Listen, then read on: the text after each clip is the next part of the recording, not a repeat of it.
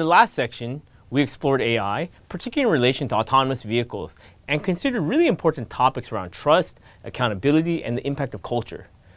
Next, we'll look into AI bias, specifically in the context of assisted human decision-making. Often when we think of AI or algorithms, we think of something impartial and neutral, something that is simply acting based on pure facts. And this is one of the reasons why we humans have begun using AI to help us with more subjective evaluations and decisions. If we can remove human error from the decision making, that would lead to a more just and better world, right? But the reality tends to be that algorithms are not as neutral as many have come to hope. This is because of bias that gets programmed in because of cultural bias from a programmer or from historical bias that is somehow prejudiced in a certain way. Google AI's chief, John Giannandrea, has said that his main concern regarding AI does not revolve around killer AI robots or Terminator sort of things, but instead he's worried about the biases that he says, quote, may be hidden inside algorithms used to make millions of decisions every minute. So first of all, what do we actually mean when we say that AI or an algorithm is biased?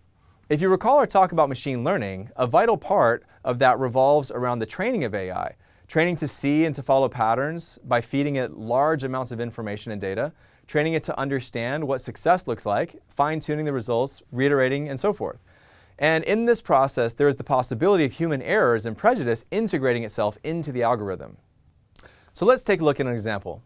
In the past, if you're about to buy a home, you would typically meet in person with the mortgage officer at your local bank probably.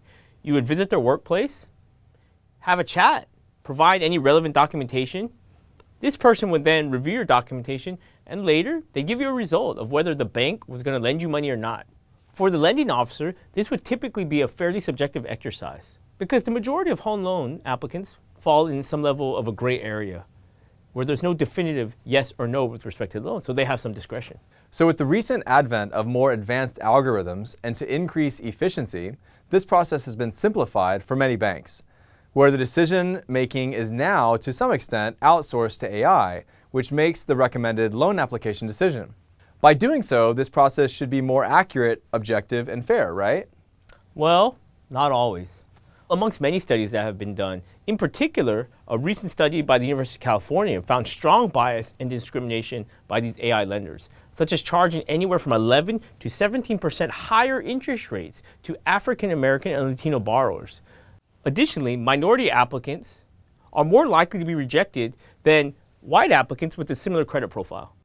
Now, lending discrimination is not something new and has been reported on a lot in the past.